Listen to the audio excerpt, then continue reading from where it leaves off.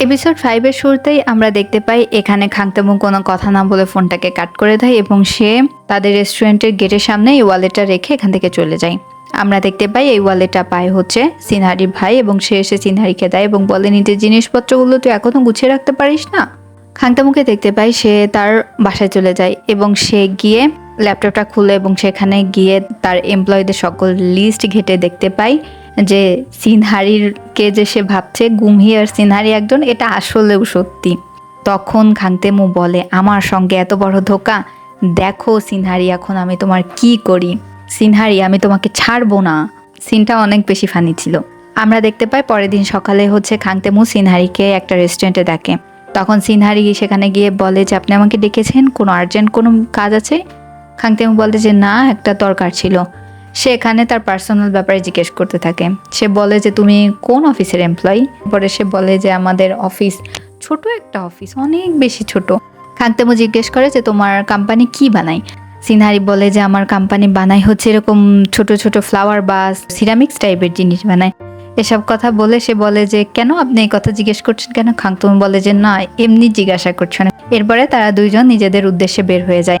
এদিকে আমরা দেখতে পাই সিনহারি যখন তার টিম মেম্বারদের সঙ্গে জয়েন করে তখন সেখানে আগে থেকেই হাজির ছিল হচ্ছে খাংতেমু। খাংতেমু সেখানে যায় এবং খাংতেমু গিয়ে সিনহারির সামনে দাঁড়ায়। সিনহারি তো চুল দিয়ে তার মুখটাকে ঢাকছিল।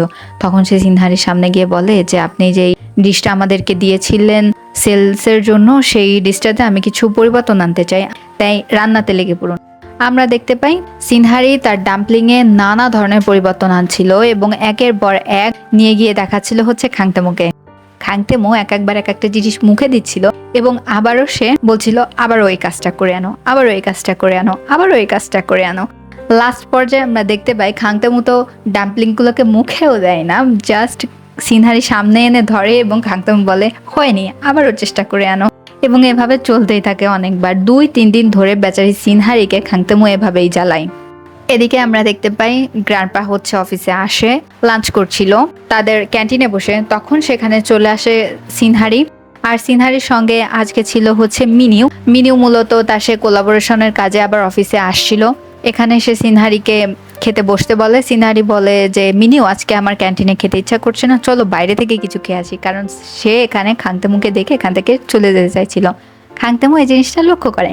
খাংতেমু এই জিনিসটা লক্ষ্য করে বলে সিনহারি তোমার কত বড় সাহস, তুমি তোমার ক্রাশ তাকে পর্যন্ত আমার এই অফিসে ঢুকিয়েছো, দেখো এরপরে আমি তোমার সঙ্গে কি কি আরোপ করতে পারি। এরপরে রাত্রে সিন আমরা দেখতে পাই যেখানে খাংতেমু হচ্ছে সিনহারিকে আবারও ডাকে। সিনহারি এখানে আসলে খাংতেমু সিনহারিকে বলে যে আমাদের অফিসে একটা অ্যাওয়ার্ড বিতরণী অনুষ্ঠান হবে, সেখানে আমি চাই যে তুমি আমার সঙ্গে যাবে, আমার সঙ্গে থাকবে, যেহেতু গ্র্যান্ডপাও সেখানে থাকবে। সিনহারি তখন না বলছিল। সিনহারি বলছিল না আমি কিভাবে যেতে পারি। সিনহারি না বলার কারণ হচ্ছে যেহেতু সেখানে অনেক অফিস এমপ্লয়িরা থাকবে, অফিস টিম মেম্বাররা থাকবে, তারা কেউ না কেউ তাকে দেখে হয়তো চিনে ফেলবে, এই জন্য সে বারবারই না বলছিল। তখন খাংতেমু বলে 100 গুণ যে পেনাল্টিটা লেখা আছে আমাদের সেই এগ্রিমেন্টে সেটা আমাকে দিতে হবে, তুমি কি তার জন্য প্রস্তুত আছো? সিনহারি তখন বলে যে আচ্ছা আমি দেখছি। একথা বলে সে এখান থেকে চলে যায়। সে এই কথাটা তার বেস্ট ফ্রেন্ড জিন ইয়াংসিকে বলে। জিন ইয়াংসি তখন অল্প কিছু টাকা দিয়ে সিনহারিকে বলে এই টাকাটা তুই খাংতেমুকে দিতে পারিস, এতে তোর একটু হলেও হেল্প হবে পেনাল্টির জন্য। সিনহারি বলে যে আমি তোকে কি করব, এই টাকাতে কিছুই হবে না, 100 গুণ টাকা, ভাবতে পারছিস 16কে 100 দিয়ে ভাগ দে, কত টাকা হচ্ছে, এত টাকা তো আমি আমার সারা জীবনেও শোধ করতে পারবো না। এদিকে আমরা রাত্রে হচ্ছে খাংতেমুকে দেখতে পাই সে নিজের বেডরুমে আসে এবং সে নিজেই নিজেকে বলে আমি তোমাকে ছাড়বো না সিনহারি। সাংহনের বাসাতে সে আবারও পরিষ্কার করছিল। সাংহন বলে তুমি বারবার কেন আসো আমার বাসাতে, পরিষ্কার করা লাগবে না, আমি এভাবে সব জিনিস গুছিয়ে নেব। আজকে জিন ইয়াংসিও তাকে নিজের অ্যাপার্টমেন্টে নিয়ে যাচ্ছিল। সিনহারি এখানে বলে যদি আমাকে এখানে সাংহন দেখে ফেলে, সাংহন অনেক অনেস্ট, সে বলে দেবে, ওরা বুঝে ফেলবে। জিন ইয়াংসি বলে আরে না, সাংহনের সঙ্গে তো আমার দেখাই হয় না, আর সাংহন আমাকে দেখলেও ইগনোর করে, আর তোকেও দেখবে না, লক্ষ্যই করবে না। তুই স্কার্ফ পেঁচিয়ে মুখে স্কার্ফ পেঁচিয়ে নিয়ে যাচ্ছিল, তখনই আজকে সাংহন সামনে আসে এবং সাংহন কিছু জিনিসপত্র নিয়ে আসছিল যেগুলো কিনা জিন ইয়াংসি এর অ্যাড্রেসে না এসে তার অ্যাড্রেসে আসছিল, সে রিসিভ করে রেখেছে জিন ইয়াংসিকে দেওয়ার জন্য। আর আমরা এখানে জানতে পেরে যাই যে সাংহন হচ্ছে জানে গুমহি এবং সিনহারি হচ্ছে একই লোক। এখানে সাংহন বলে যে তুমি কি করতে চাও, তোমার মনে কি ওর জন্য কোনো ইমোশনাল ডেভেলপ হয়েছে? কারণ তা না হলে সিনহারি এবং গুমহি দুজনে এক ব্যক্তি হলে সমস্যা কি, ওদের কাজ তো অ্যাক্টিং করা, আর ও তো অ্যাক্টিং করছেই। তখন খাংতেমু বলেন না না, এরকম কিছুই না, তোমার এরকম কেন মনে হলো, বাট ও আমাকে মিথ্যা কথা বলেছে, এটা তো এক ধরনের ধোঁকা তাই না, এই জন্য হচ্ছে আমি ওর থেকে রিভেঞ্জ নিতে চাই, আমিও দেখবো যে অ্যাওয়ার্ড ফাংশনের দিন ও কি করে।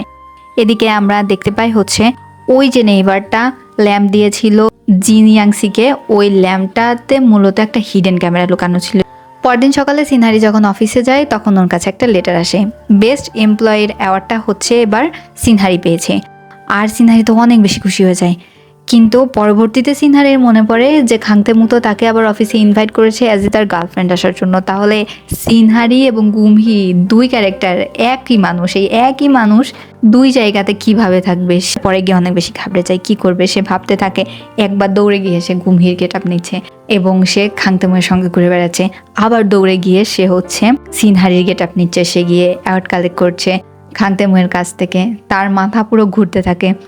এদিকে সে কল্পনাতে চলে যায়, ইমাজিনেশনে চলে যায়, সে দেখে যে অ্যাওয়ার্ড সেরিমনি হচ্ছে, সে বসে আছে হচ্ছে সকলের সঙ্গে। এক পর্যায়ে সে ওয়াশরুমের কথা বলে লুকিয়ে যেতে থাকে, আর এখানে সিনহারির ফ্যামিলিকেও ইনভাইট করা হয়। সিনহারির মা তাকে দেখে বলে তোমাকে চেনা চেনা লাগছে, এরপরে সে তার চুল টেনে ধরে এবং বলে তুমি তো আমার মেয়ে সিনহারি, তুমি এইভাবে এরকম ড্রেস পরে এখানে কেন ঘুরে বেড়াচ্ছ, তুমি আমার বংশের নাক ডুবিয়ে দেবে। আর তখনই আমরা দেখতে পাই যে অন্ধকারের ভেতর থেকে এগিয়ে আসে হচ্ছে খাংতেমু, এসে এখানে সিনহারিকে বলে সিনহারি তোমার খেল খতম, আমি তোমাকে ফায়ার করে দিলাম আমার অফিস থেকে। আর সিনহারি বলে আপনি এটা আমার সঙ্গে করতে পারেন না, আর দুজন লোক এসে সিনহারিকে টেনে নিয়ে যেতে থাকে অন্ধকারে। সিনহারি মূলত ঘুমিয়ে ঘুমিয়ে স্বপ্ন দেখছিল, আর তখন পাশ থেকে খাংতেমু এসে বলে যে খাবারটা তো পুড়ে গেল, এই বলে সে চুলাটাকে বন্ধ করে দেয় এবং সিনহারিকে ডাকে। সিনহারি উঠে বলে যে হ্যাঁ হ্যাঁ আমি আমার ডাম্পলিংগুলোকে তৈরি করে ফেলেছি, আপনি টেস্ট করার জন্য প্রস্তুত, আমি এক্ষুনি দিচ্ছি। সে যখন ঢাকনাটা উঠায় তখন দেখে যে ডাম্পলিংগুলো একদমই পুড়ে গিয়েছে। অপরদিকে আমরা দেখতে পাই জিন ইয়াংসিকে, সে যায় একটা রেস্টুরেন্টে খেতে, যেটা কিনা এই এরিয়ার অনেক ফেমাস একটা রেস্টুরেন্ট ছিল, বাট সে যেহেতু সিঙ্গেল তাকে একজন সিঙ্গেল মানুষের পাশে বসতে বলা হয়, আর এই সিঙ্গেল মানুষটা ছিল হচ্ছে সাংহন। জিন ইয়াংসি বলে যে আচ্ছা ঠিক আছে আমি বর্ডার টেনে দিচ্ছি, এই বর্ডারের এই পাশে আমিও যাব না, বর্ডারের এই পাশে আপনিও আসবেন না, কারণ আগের দিন এই কথাটা সাংহন বলেছিল জিন ইয়াংসিকে, সেজন্য। আর অপরদিকে দেখতে পাই সিনহারিকে, যে কিনা তার কালিগদের সঙ্গে গিয়েছিল হচ্ছে ডিনার করতে। সিনহারি অনেক বেশি টেনশনে ছিল, সে একটু ড্রিঙ্ক করতে করতে তার ড্রিঙ্ক করা অনেক বেশি হয়ে যায়। এখান থেকে আমরা জানতে পারি যে সিনহারিদের টিমের সবাই হচ্ছে বেস্ট এমপ্লয়ার অ্যাওয়ার্ড পেয়েছে এবং এবার সিনহারিও পাবে, তার প্রমোশনও এর মানে অনেক দ্রুতই হয়ে যাবে। শুধু অ্যাওয়ার্ড পায়নি হচ্ছে মিস্টার খ্যাবি। মিস্টার খ্যাবি একটু দুঃখী ছিল। এই সময় আমরা দেখতে পাই সিনহারি অনেক বেশি ড্রাঙ্ক হয়ে যায়। সিনহারি বলে যে আমি সত্যি করে বলছি মিস্টার খ্যাবি, এই অ্যাওয়ার্ডটা আমি চাই না, এই অ্যাওয়ার্ডটা আমার বদলে আপনি নিয়ে নেন। আর মিস্টার খ্যাবি হা হা করে কান্না করতে থাকে, সে বলে আমি আজকে অ্যাওয়ার্ড পাইনি বলে সিনহারি তুমি আমাকে এমনভাবে অপমান করতে পারলে, তুমি আমার সঙ্গে এটা করতে পারলে, হা করে কান্না করতে থাকে। সিনহারি যখন বের হয় সে অনেক বেশি ডাল্লি ছিল, সে হচ্ছে একটা পার্কে গিয়ে বসে পড়ে দোলনাতে। তখন খাংতেমু সিনহারিকে বলে যে তুমি কোথায় আছো?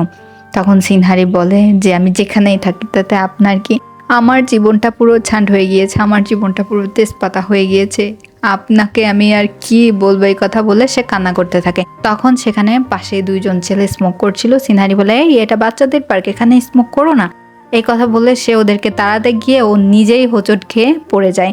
আর ফোনটাও তখন তুলছিল না ও। খাংতেমু বারবারই ফোন দিচ্ছিল সিনহারিকে, বাট সিনহারি ফোনটা রিসিভই করছিল না। আমরা দেখতে পাই খাংতেমু অনেক বেশি টেনশনে পড়ে যায়, সে তাড়াতাড়ি করে তার গাড়ি নিয়ে বেরিয়ে পড়ে।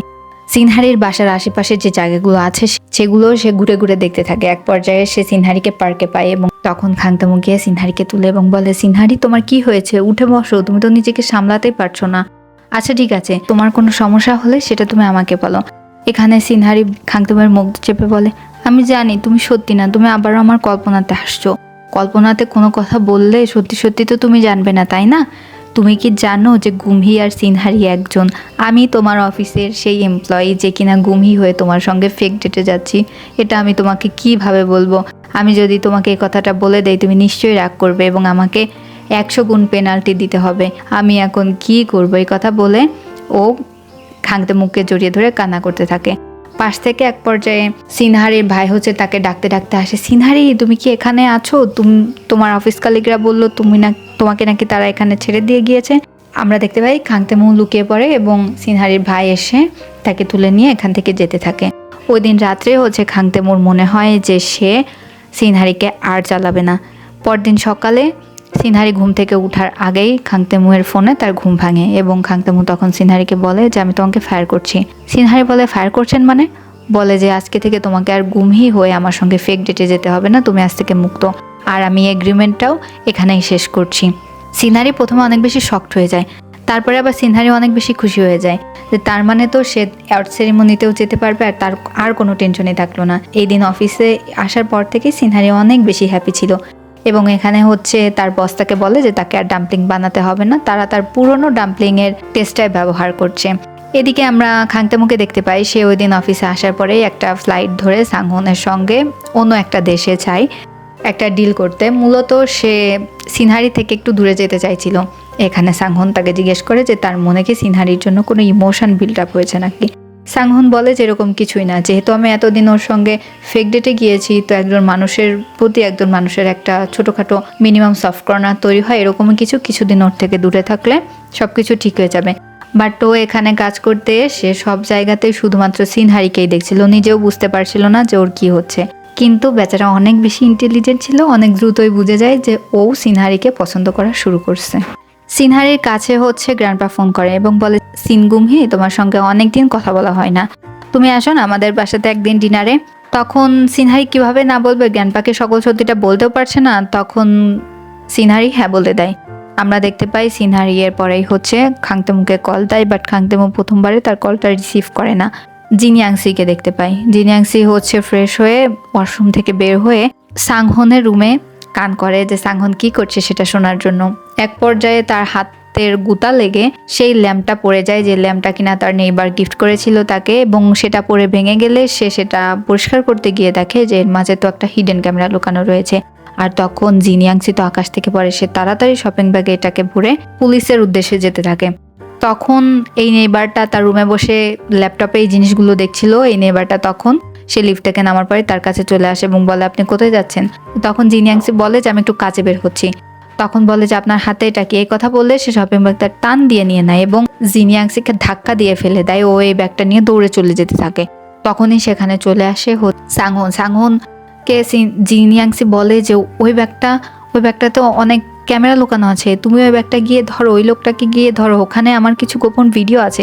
আর আমরা দেখতে পাই যে সাংহন সেই নেইবারের পেছনে দৌড়াতে থাকে, সেই নেইবারটাকে সে ধরে ফেলে। বাট সেই নেইবারটা হচ্ছে সে ক্যামেরাটা আগে থেকেই দূরে ফেলে দিয়েছিল, বাট ওখানে আরও একটা ক্যামেরা ছিল। যাই হোক, তখন আমরা দেখতে পাই সাংহন খাংতেমুকে কল দেয় এবং কল দিয়ে জিনিয়াংসি এর ব্যাপারে বলে।